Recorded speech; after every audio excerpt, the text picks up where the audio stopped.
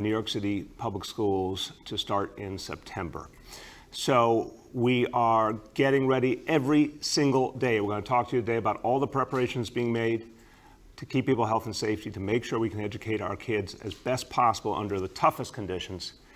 But so many good people are working overtime to get ready for the beginning of school to serve well over 700,000 students who will be joining us at least part of the week in person.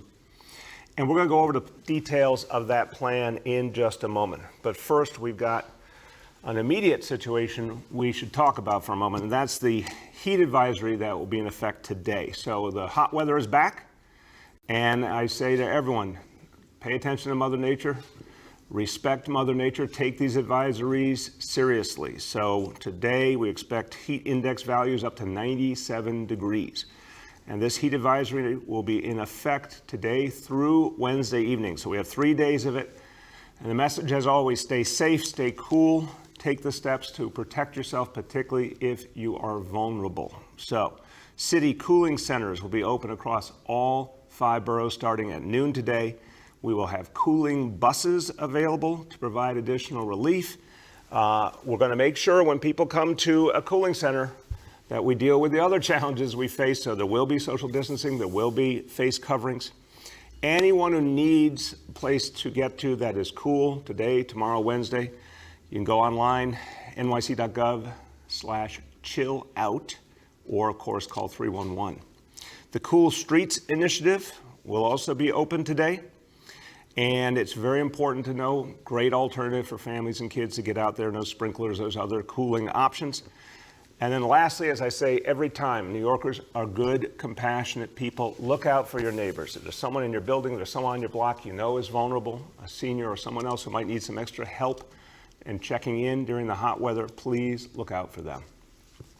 Okay, now let's talk about schools.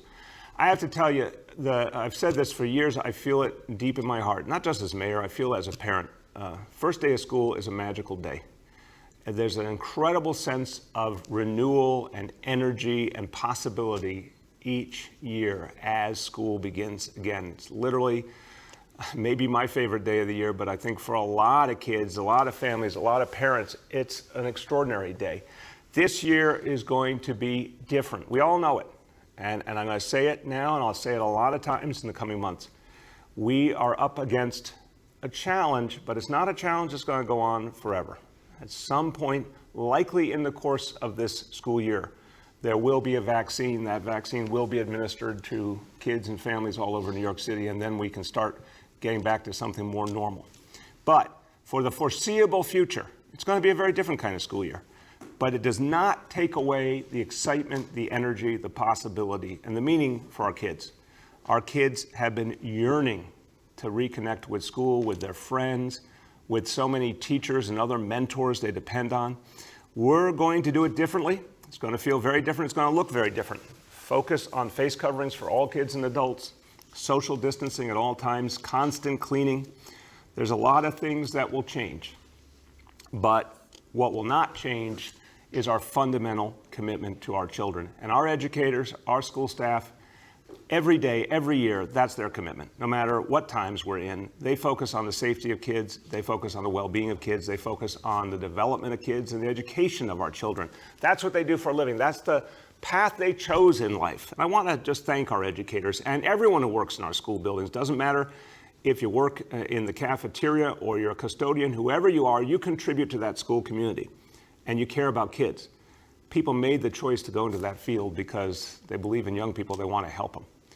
And young people need those positive adult role models and that support, and they're finally going to get it again as school comes back.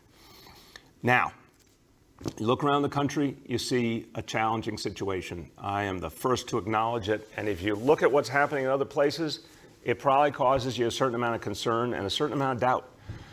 But we're not those other places. I feel for them. I hope and pray that their situation improves soon, but we're not those other places. New York City is different. Everyone around the country can see how different New York City is. In New York City, we have proven that we could beat back this disease now for fully 2 months, and we're going to keep doing it. In New York City, the virus rate has been under 3% for 2 months running, extraordinarily low. In New York City, over 700,000 kids are planning to come back as soon as school begins. We're different and we're ready. So we're the only major school district in America, the only major urban school district, planning for in-person classes this fall. And look, we've been very clear. We must do it safely. We can do it safely. We've set very stringent standards. We have to meet those standards. If at any point the situation changes, I'll be the first to say it. But so long as we can meet those standards, we're going to be ready to serve our kids in September. Now, I want to speak as a parent. I know for the entire time our kids were growing up, for Charlene and I, literally most important thing every single day was the health and safety of our kids. I know every parent is thinking that. As a parent, we're moving forward. I can tell you, I've given the order to move forward only if we can do it safely and effectively in a way that keeps our kids healthy. I know we can. I've seen the preparations. They are outstanding. And we are going to keep doing that work. We've got a whole month before school begins, and we are going to keep doing that work every single day. Now, we talked about a survey we did of parents weeks ago. We said roughly 3/4 of our parents wanted their kids back in school. Well, now we gave parents a very specific opportunity to decide, did they want to opt out in the first instance and have their kids do remote? The facts now, based on the actual opportunity for parents to make a decision, came back almost exactly the same as our survey, striking consistency. And now we know 74% of our students planning to participate in in-person learning, blended learning, starting next month. A lot to do. I'm going to turn to the Chancellor with tremendous gratitude to him and his team. They have been working endlessly since March to get ready the schools in a way they know is safe. Everyone involved thinking about health and safety all the time. And we're asking them to do a massive logistical task. But every step along the way, people have said, we can do this. And with that great spirit, we're moving forward.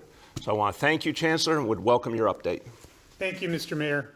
So I know that every family wants the best for their child. They want their kids to be safe. They want them to be healthy. They want them to be happy. And they want their children to always be learning and growing and getting ready to take on the world. Our schools play such an important role in that, especially now when our children of our city have been through so much.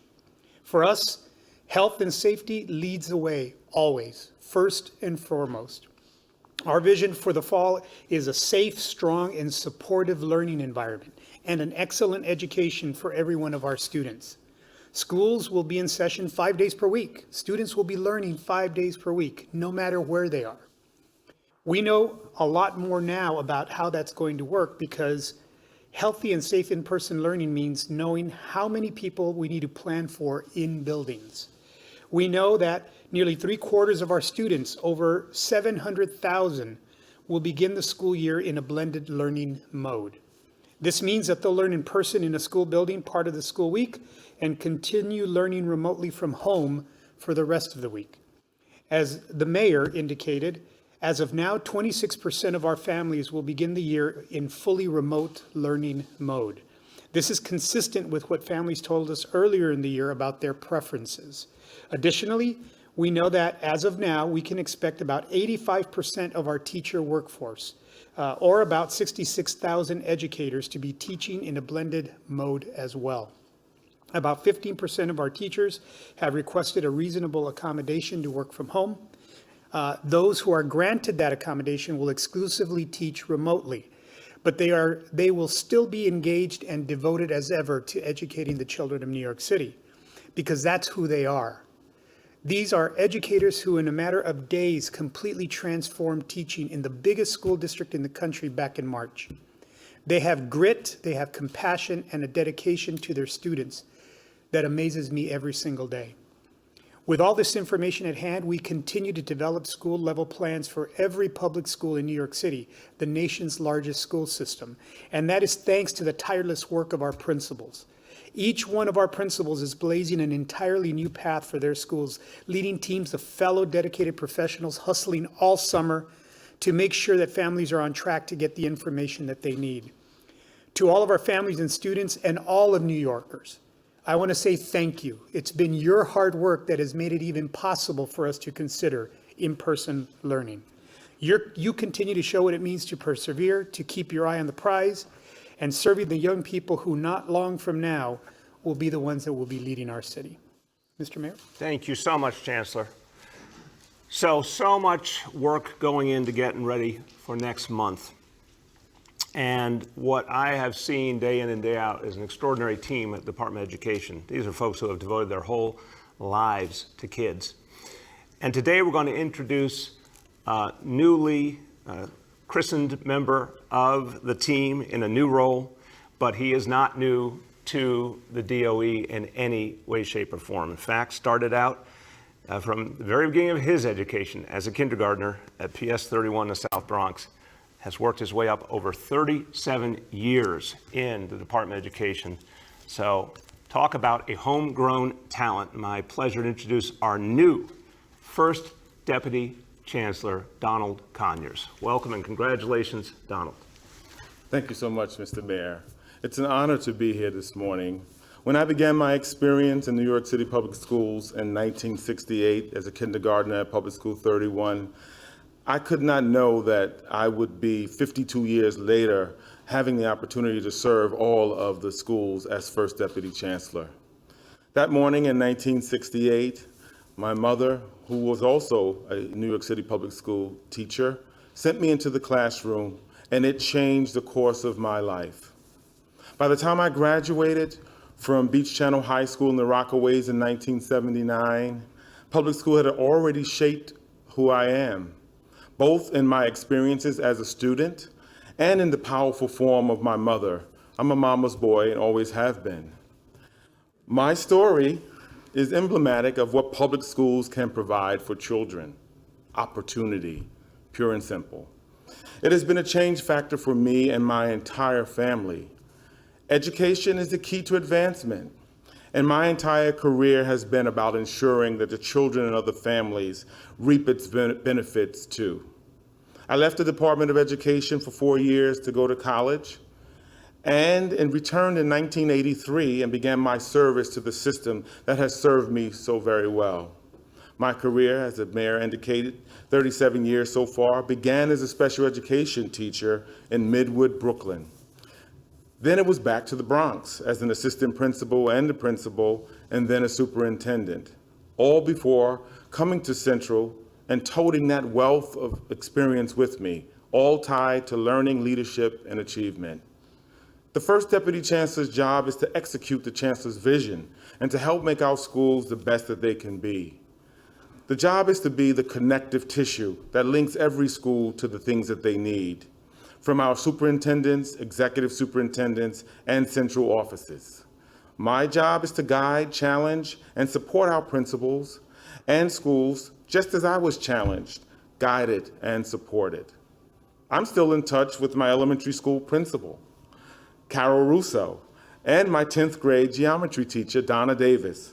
I talk to my mother, affectionately known as Molly, who's now retired for more than 30 years as an educator. I talk to her every week.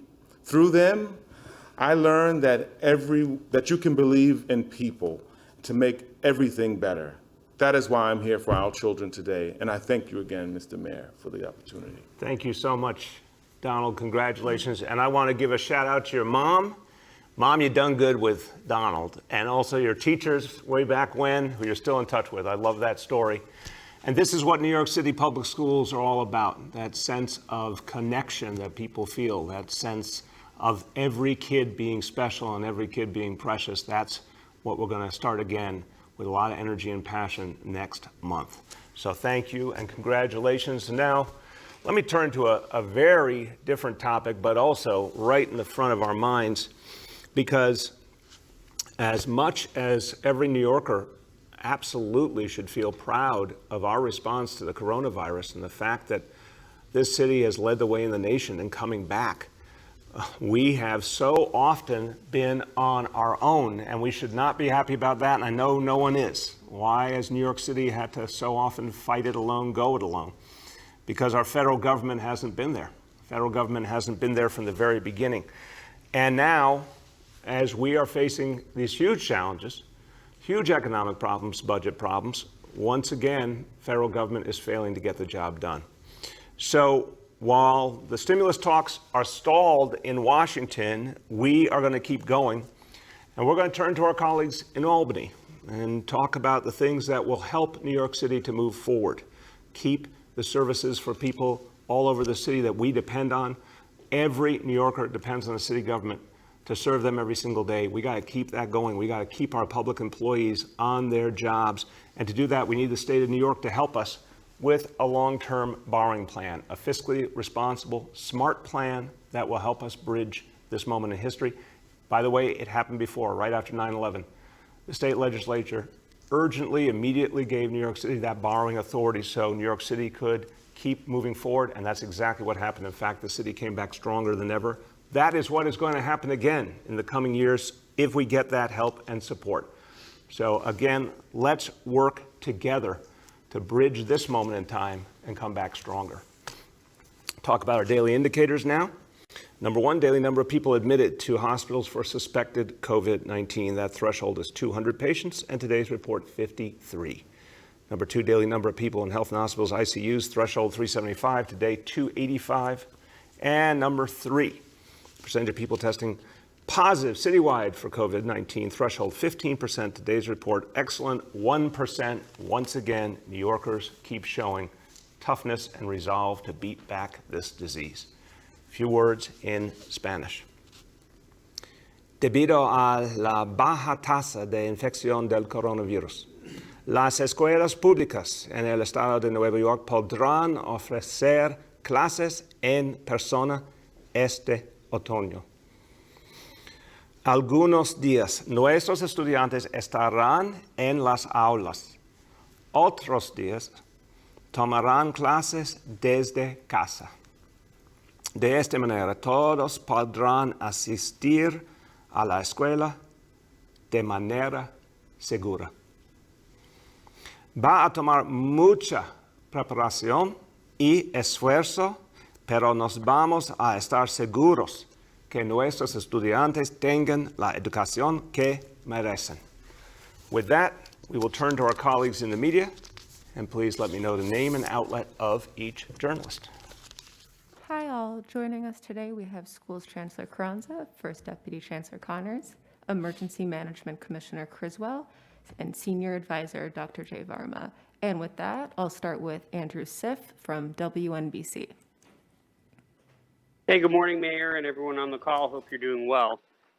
When your school's plan came out, the teachers union found fault with the problem of not having a nurse in every school building. I'm wondering, with the coronavirus response plan involving a student who doesn't feel well going to the nurse, does this plan really make sense if you're missing hundreds of nurses?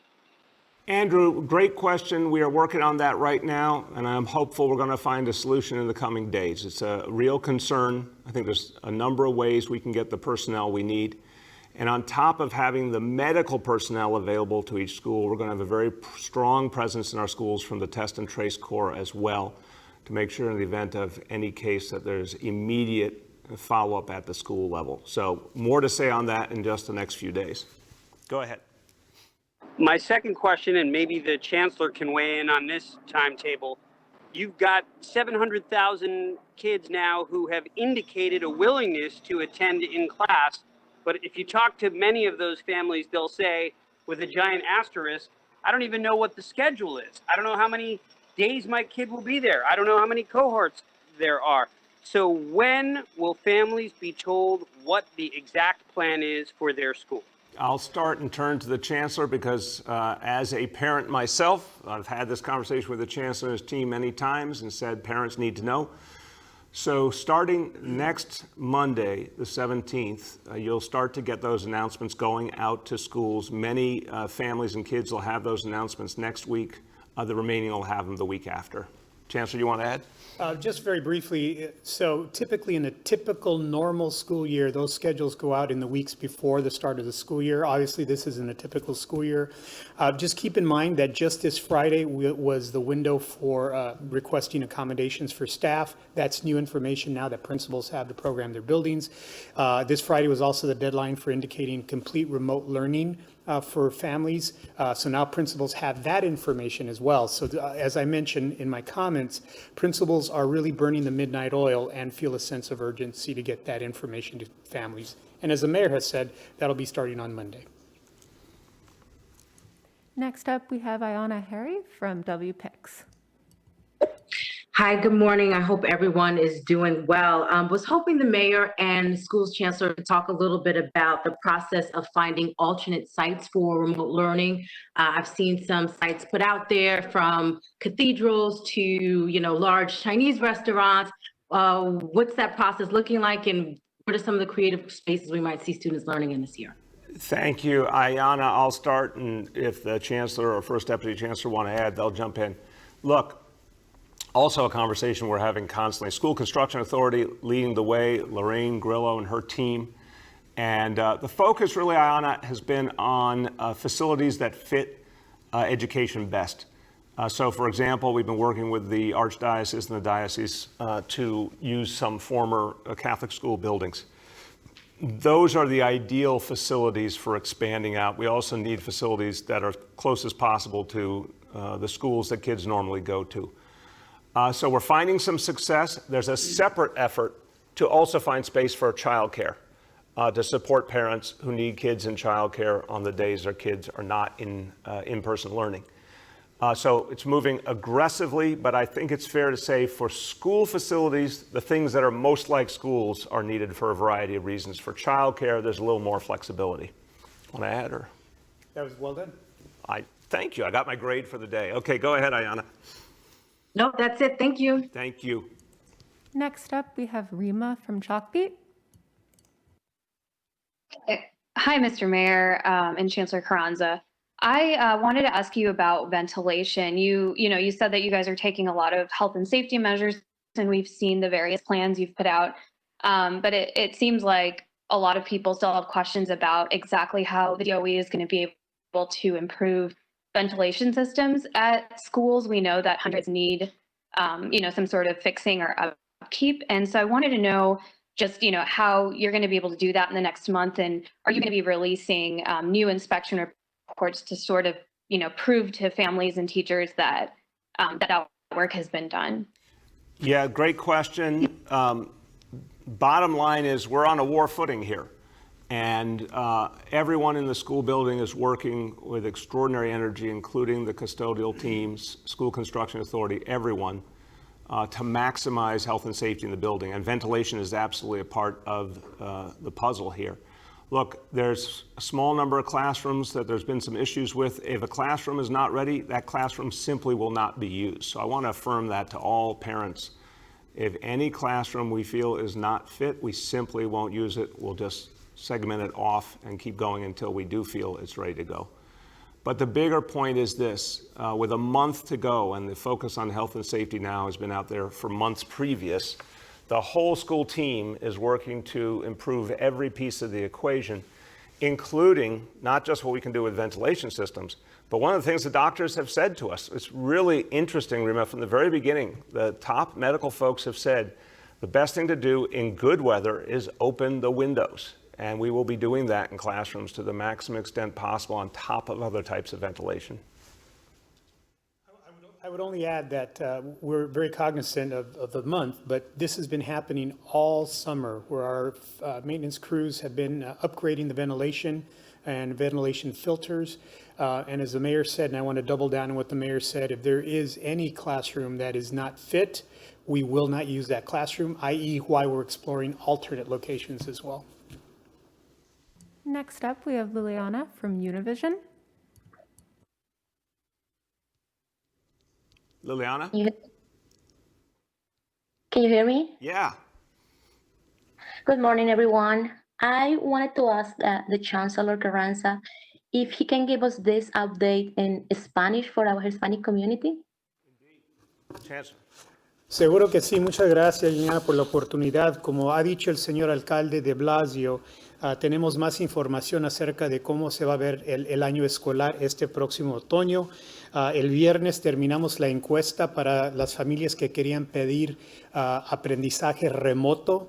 Eso se llevó a cabo este viernes. Ya sabemos que con esa información más de 700,000 familias o estudiantes quieren empezar el año escolar de la manera mezclada, unos días en clase en persona y otros días de aprendizaje de remoto.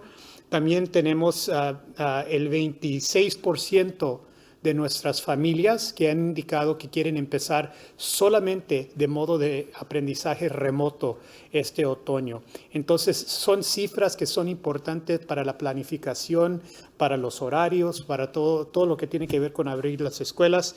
También es importante reconocer que 85% de nuestros maestros van a estar listos para el aprendizaje en persona este otoño también. Entonces, mucha información que se llevó a cabo este viernes que ya tienen nuestros directores de las escuelas y están planificando sus horarios. Liliana, you have a follow-up? Yes, so I know you already answered this question, but if also can give me this answer in Spanish, is for the teachers and parents who still worried about the ventilation in the classrooms. Please. Sí, tratando con la ventilación de cada aula, estamos, como ha dicho nuestro alcalde, de una manera de guerra. Estamos tomándolo agresivamente en cada escuela. Toitito el verano hemos estado trabajando para mejorar los sistemas de ventilación. Como los médicos nos han explicado que una de las mejores cosas que se puede hacer en una aula es abrir la ventana. Entonces, estamos verificando que las ventanas sí operan, que están disponibles para ser abiertas. Estamos explorando también otros edificios, otras localaciones, para que si es necesario tener otros edificios, los tendremos. También, como ha dicho el señor alcalde, y yo lo quiero repetir, si una aula no tiene la ventilación apropiada, no la vamos a usar. Entonces, la seguridad y el bienestar de nuestros estudiantes y nuestros empleados es el primer toque de que estamos considerando para el regreso en este otoño. Next up, we have Rich Lamb from WCBS Radio.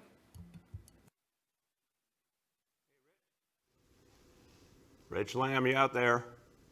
One moment, please. We're experiencing technical difficulties. We lost Rich Lamb. All right, we'll come back to Rich. Yes? Next up is Shant from the Daily News. Sean? Yeah, good morning, everyone. Wanted to follow up on the ventilator issue, just because it seems like something that could either put parents' mind at ease or raise some serious concerns. I mean, my colleague over the weekend did an analysis finding about 650 out of 1,500 buildings surveyed by city inspectors last year had at least one deficiency in their exhaust fans. Can you put a number on how many fans or how many buildings will have their fans fully fixed by the start of the fall semester? And I guess I want to, the corollary to that is, if it's not 100% fixed, how can you say that we're different and we're ready? Thanks. Thanks, Sean. Appreciate the question. And look, let me use the parallel issues were raised about some classrooms where there are issues that had to be addressed. Another piece of the equation, and that's been out there recently, there was a few hundred classrooms against a grand total of 58,000. So I think we have definite issues, as always. It's a huge, huge system, 1,800 schools. There's always things to fix. But from what I have seen with the issues we face, they are, thank God, isolated. If there are specific exhaust fans that need to be fixed, that's going to be a high priority. We have a month before school opens. Everyone's focused on health and safety. But I think the point from your question and Rima's question previously is we need to show the public constantly that progress and those numbers, and we will do that. So, I mean, I guess to be clear, should people take it to mean that 100% of schools will have their ventilation systems fixed by the start of the fall semester? If you could clarify that. And yeah, I'd love to hear from Dr. Varma on this issue. What is the role of ventilation and clean air in indoor schooling? I'll start and turn to Dr. Varma. So, Sean, here's how it goes. We have to believe, first of all, that the whole school system is ready to go. And that's why we set this very rigorous standard of a 3% infection rate. So we're setting a high bar, on top of which we are demanding that every school do social distancing, face coverings, constant hand washing, get the ventilation systems moving, get the windows open. It's an endless series of steps to protect. Any specific classroom that we do not feel is ready by the opening day of school will not be opened up. If there's a bigger problem in a school, we will make that adjustment as well. But because everyone is focused on health and safety and getting ready, and I emphasize a month is a long time, particularly when in some cases you have teams working around the clock, we're going to, I believe, have every school ready. There may be some classrooms or some specific parts within a building that still need some work, but overall, I think we're going to be ready. But we should be transparent about that. I think it's helpful to be transparent about that. As I turn to Dr. Varma, I would only say one of the things I've learned from Dr. Varma with great appreciation is this notion of layering all sorts of approaches to protect our kids. And Dr. Varma is a parent too. We've talked about it from a parental perspective, how you want everything firing on its cylinders, again, whether it's hand washing, face coverings, distancing, open windows, you want it all, which puts us in effectively 180 degrees different from where we were when this crisis began, when it suddenly burst upon us and we couldn't put any of those methodologies in place. This is an entirely different reality than what we had back in March. Go ahead, Dr. Varma. Great. Thank you for the question. I think that as the mayor has highlighted, we have to first start with the most important question. We should only open the schools if we have this epidemic controlled in the community. And we feel very confident right now at this moment, based on all of our measures, that New York has good control of this epidemic. And we're going to obviously continue to watch that closely from day to day. The second is, okay, if the schools are now going to be open because we have the epidemic controlled, what are all of the different measures we can put in place that when added up together, make the school as safe as possible? As the mayor just highlighted, we have lots of interventions, some more effective than others. But they really work best when they're all added up together. The first is anybody who's sick should stay out of school. And there's going to be a number of ways that we're going to work with parents and their families to keep track of their kids. As a parent myself, we've been guilty, my wife and I, of sending our kids to school in the past when they may not have been as healthy as they should have been because they needed to go to a certain class. So we need to change that culture for everybody, myself and everybody else included. The second is in the classroom, we know that the majority of transmission occurs within a short range. That is people who are in close proximity to each other. So the ways to reduce that transmission are all the efforts that are going on. Reducing the number of people in the classroom, maintaining that 6 feet of distance from each other, and then really very importantly, being strictly adherent to the wearing of face coverings, because that can reduce the number of droplets that transmit over that short range. Now, added to that is the value and benefit of ventilation. And I think you've already heard that, we all concur and agree that fresh air is the single most important thing. And if you can't get fresh air because of the temperature or the design of the room, the next best is to improve the centralized heating ventilation system, and without the use of air purifiers as well. So I think all of these measures have to be added on top of each other, and I don't think there should be unnecessary fear about ventilation, not being adequate, because I think all of these things have to be in place together, and ventilation is one piece, an important piece, but really not the only piece. Thank you. Next up, we have Derek Waller from WABC. And is Rich still out there? You won't forget him. We won't forget Rich. No. All right. Derek. All right. Good morning. Hi. I have a specific question that was sent to me from a teacher who wanted to remain anonymous. But basically, one of the issues, he says, is that the learning system that's being used on these tablets, he says is problematic. And he says, I'll read it verbatim. He says, the iLearn and Edmonton systems the DOE is making everyone use are complicated. They're not even an app for them. So the kids who have only a phone or a tablet are forced to do their work using the web browser on the phone or iPad. So could we talk about that concern that perhaps the technology is complicated to use? I'm going to start as the layman and then let the two educators jump in. Look, we have all been trying to make the most of remote learning. But Derek, I'm going to say this as a layman and a parent. I don't know anyone who thinks remote learning is as good as in-person learning. And that's before you even talk about the fact that different kids have access to different levels of technology. No matter how much we're trying to get the best available technology in the hands of every child, there's still a huge digital divide. And it hurts kids who either they don't have the right devices or they have the right devices, but they're not 100% sure how to use them, or some parents can help, some can't help. Look, I would just say no matter how much we have to keep trying to perfect the approach to remote learning and make it better, what's clear is under these kind of emergency conditions, we have to also recognize that in-person learning is always better. We're not talking about remote learning that we had years and years to perfect as something we would use for a whole school system. This has all had to be done under wartime conditions. But I do know that nonetheless, my colleagues are working every day to try and improve it. Now, that's my framing. Now to the specific question of the specific approaches being used and the issues being raised. Go ahead. Thank you, sir. I'll start and then I'll ask our First Deputy Chancellor to also add. So we've learned a tremendous amount since we pivoted to remote learning in March.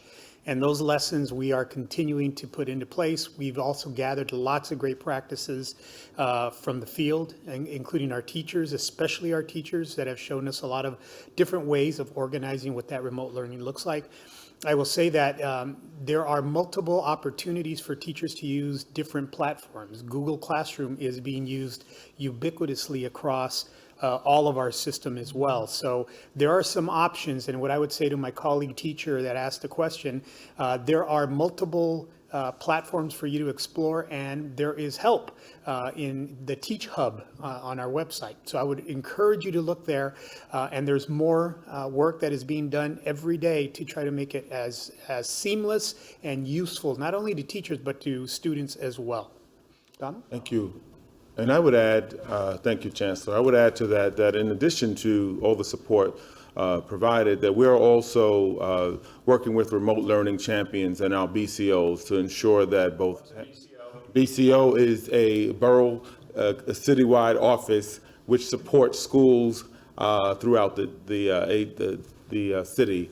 These BCOs, thank you, Mayor. These BCOs have remote learning champions that we're going to be dispatching, so that if a school has an issue, such as the one described, we will be able to tap in with the school and provide support. And as the Chancellor indicated, there are various platforms that are being used ubiquitously presently. Thank you. And then I just want to ask one more question about the budget, because I know that obviously you had to make hard choices with the budget this year. The person said that they cut summer school hours by more than half due to budgeting. Is that true? And then teachers were dismissed because of budgeting as well. Is that? Can you talk about if that's accurate and if the budget is going to impact staffing levels in the upcoming school year?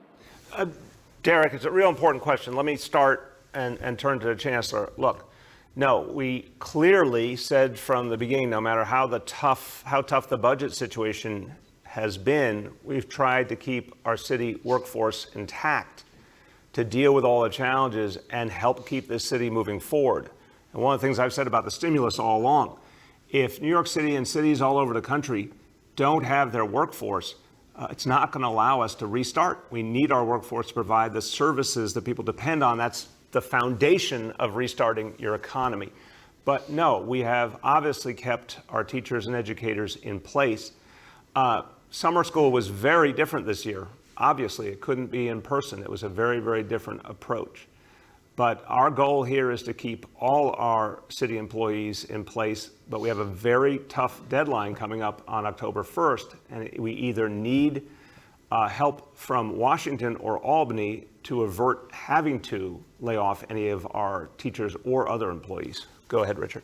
Mr. Mayor, so I just want to emphasize what you've said about the austere budget environment that we as a city and a state are facing.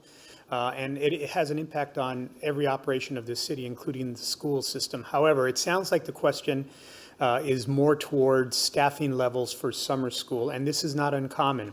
There is a projected need for how many teachers you'll need based on how many students will be taking summer school.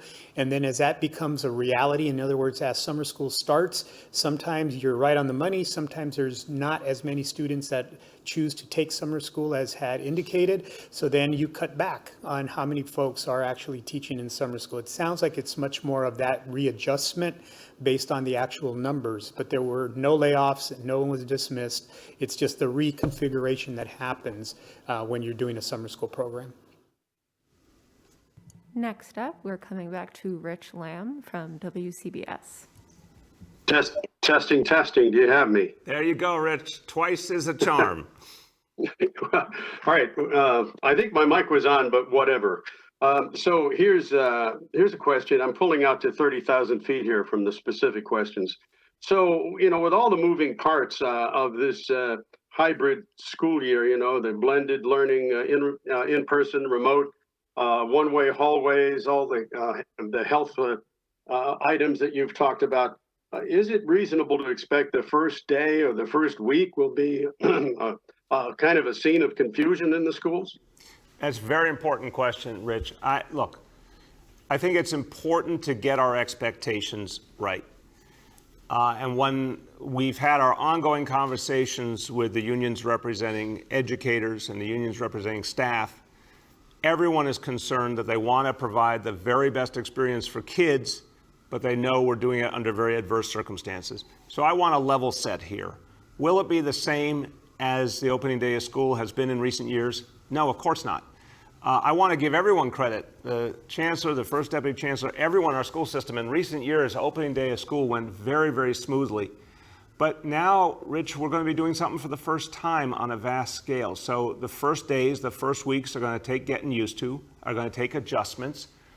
Look, a lot of work is being done to get it right, to communicate with parents and kids, to make it as smooth as possible. And obviously, there will be a lot fewer kids in each building, and that in some ways will make it simpler. But everyone will be dealing with a new system.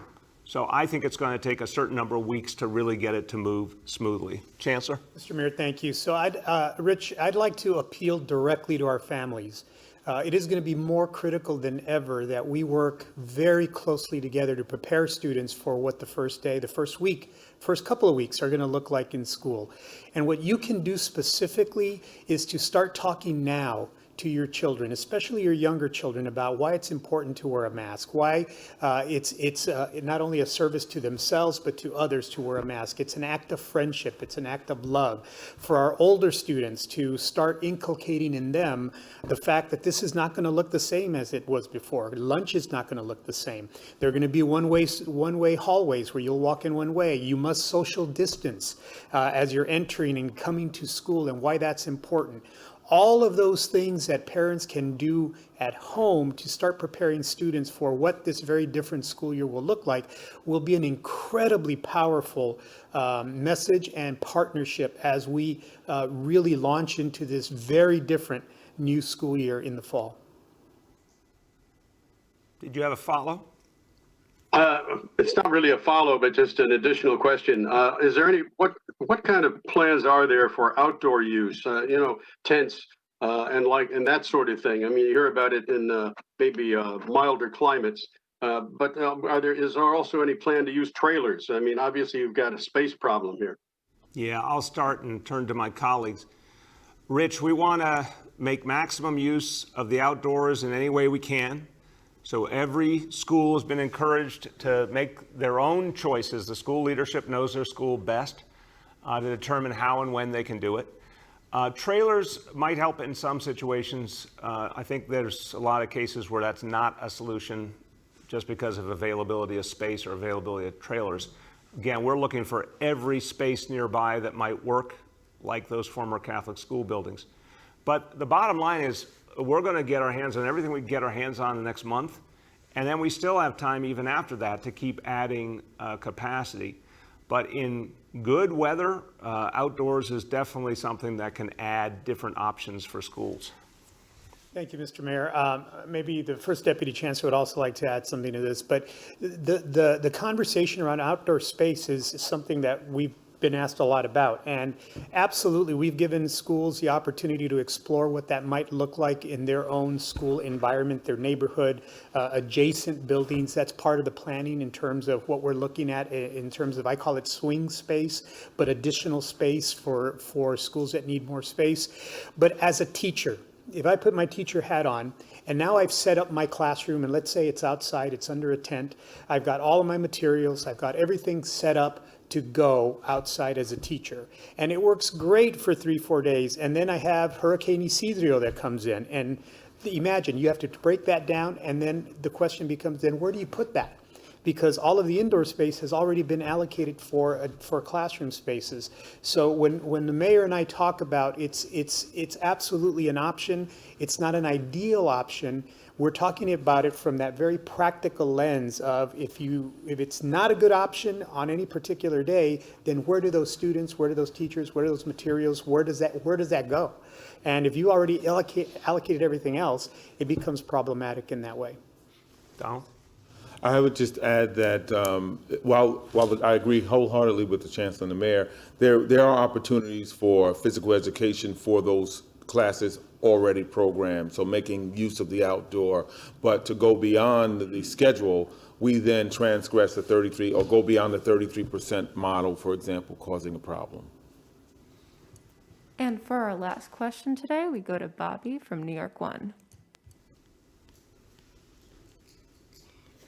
Hi, guys. I wanted to ask a question about preschool. Obviously, things are different for the older kids than they are for the younger kids. Preschoolers have never been to school before in some cases. They may have issues with transitioning. How are we going to treat that? Will parents be allowed into the classroom at all, even in the first days of school? Yeah, it's a great question. So I think nothing is more priceless to me than our youngest kids and what we've done with pre-K, 3K. This is a challenge for sure to make sense of it in this situation. Now, I'll let the educators speak to it. I can say two things definitively. One, we have to be very careful about parents coming into school buildings. That's not going to be something we allow under the vast majority of situations just because of the health issues we're dealing with. So what we would have done in normal times, we're not going to do now. Second, I can tell you many scenes from the childhoods of my children where I thought in their youngest years they were going to have a horrible separation experience, and I was ready to stick with them and help them through. And what quickly became apparent is they couldn't wait to see their friends, and they said a very quick goodbye to me and ran into the classroom. So I think what we learn as parents is our youngest kids are incredibly adaptable. They yearn for that social experience. They love to be with their teachers and their friends. I think we'll find that folks are going to find a way to make it work. The first days, as always, will be a little bit challenging, but then we'll find a way to make it work. So that's the layman's view. Educators, what do you say?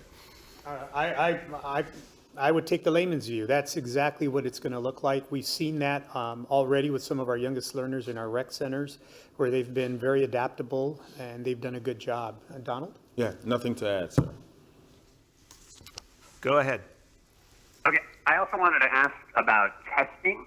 Obviously, testing is important now that we're trying to remain below that threshold, that 5% threshold.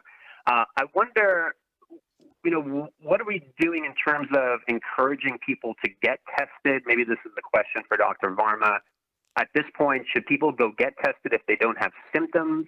Should people get tested more than once? Should they be going as often as possible? Because that's going to affect the percentage of positive tests that we get back.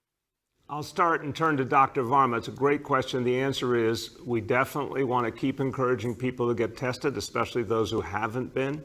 We have a lot of testing capacity. It's continued to grow. And the striking thing has been, as we've added more and more testing capacity and more New Yorkers getting tested, the numbers stay so consistent. And that says so much to us. So the basic answer is yes, people should keep getting tested. But go ahead, Dr. Varma, to the specific questions. Yeah, thank you for the question. We continue to believe very strongly that we need to expand testing throughout the city. And that means not just increasing our capacity, but actually actively encouraging people to seek out testing. The reason that is so important is that we know this infection can be spread by people who don't currently have symptoms or don't feel like they have symptoms. And one of the only ways that we can get ahead of this virus is making sure we identify those people as quickly as possible, separating them safely, identifying their contacts, and separating them as well. And so the only way we can do that is by having New Yorkers continuously and regularly seeking out as much testing as possible. Now, the question about percentages, one of the advantages to actually having widespread testing for people with or without symptoms is that it helps ensure that the numbers that we report on confirmed cases are a much better reflection of actually what's going on. One of the reasons we haven't sort of publicly every single day talk about our number of cases is because we always worry about whether they're a real accurate measure of how much is going on in the community. But the greater percentage of the population you're testing, the more reliable that data becomes. So we really do encourage New Yorkers to continue to get tested, whether they have symptoms or not. And it's going to be particularly important as more and more offices, schools, and other parts of New York return back to normal. Hey, Jay, would you just add one more piece to the question, because I think it'd be very helpful for New Yorkers to hear this. If someone got tested, when do you think they should get tested again? What's just a good rule of thumb for someone asking themselves, hey, it's been a while, should I go back again? Yeah, you know, there is no formal guidance as yet, but it's something we're working on. But the rule of thumb that I follow myself and I encourage others to do is to make sure you're tested at least once every month. That's kind of a good rule of thumb. You know, in an ideal world, we would have, you know, readily available tests that people could even just give them in their homes, but we're not in that world right now. So about once a month is practical, and then to consider getting tested immediately if you are exposed to anyone, if you have recently traveled back from a place that has a high rate of community transmission. And then it's also something to consider if you may be visiting a relative or a friend who has a vulnerable condition. Excellent. Thank you. Well, look, everyone, as we conclude today, just a simple statement about our public schools. First of all, I want to say a profound thank you to all our educators, because they are working so hard. And I want to emphasize, a lot of them have given up a lot of their summer to get ready for serving our kids again this fall. I thank all the educators in New York City for the hard work you're doing. I know you love our kids, you want to be there for them, and thank you. To the parents and to the kids who have, persevered through everything, I also want to thank you. What we have here is a great New York City story of strength and resilience. And it's also a reminder what our public schools mean to begin with. Once upon a time, there were no public schools. And then the idea began to take root, and the idea was an egalitarian one. It was about everyone having opportunity. It was about every child, regardless of income, getting an education, every child being able to fulfill their potential. The more the idea of public education grew, the more it became the foundation of democracy. And in this city, I'm proud that we've been able to take it even farther, creating a whole new grade with pre-K for all, and now going even farther with 3K, all for free, helping more and more kids to actually get that strong foundation. We're not going to stop no matter what's thrown at us, but we are going to make sure it's safe. That will be the number one consideration. But I'll finish simply by saying, when I think of public schools, I think of our values as New Yorkers. I think about the idea that everyone deserves an opportunity and no one gets left behind. That's what our public schools do for our kids every day, socially, emotionally, educationally, in terms of the food they provide, the health care they provide, the mental health, the physical health, you name it. The schools are where many of our kids get the support they need. And you heard the beautiful story from Donald about him coming up and the teachers who influenced him. Every New York City public school student has a story like that, of a teacher who was there for them and changed their life. And that's why it's so important that we be ready in September for another strong school year in New York City to serve the kids we love. Thank you, everybody.